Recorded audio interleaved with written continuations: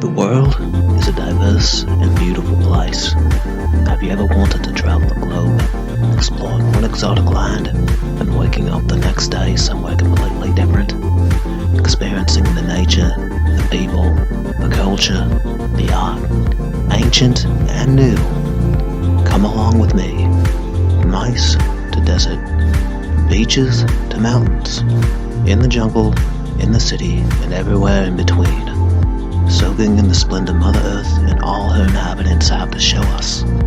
By air, by land, by sea, this is Around the World at the Speed of Mike.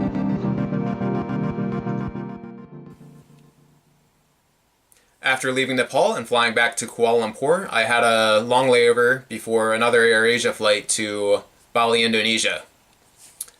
If you plan on staying in Kuta, which is the island of Bali's largest city, and you haven't booked accommodation anywhere else, I'd recommend that once you get to the airport, you just walk into the city rather than taking a taxi. It's literally that close.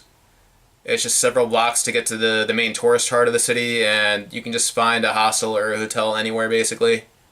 And it's pretty cheap. Otherwise, you're probably going to get ripped off by the taxis. They're just going to take you, like, several blocks and be like, oh, it's $20.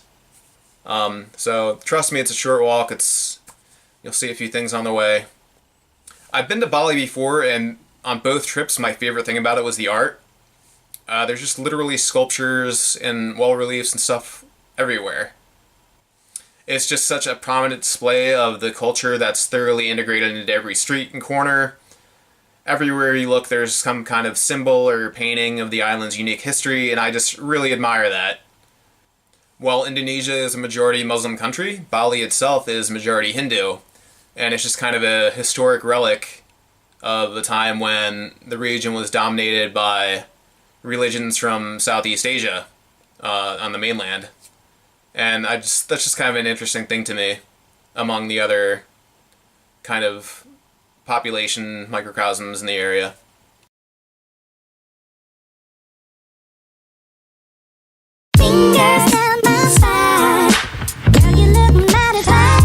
Won't you rub your fingers down my spine?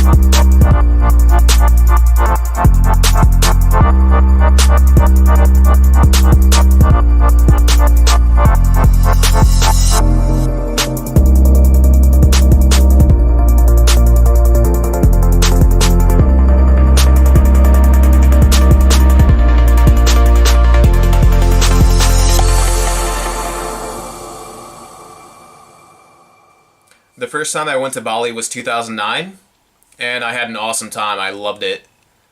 But one striking difference between then and now is the amount of garbage and plastic in the ocean. I happened to arrive the day before that video of the guy scuba diving through Bali with just a sea of plastic and junk floating around him popped up on social media.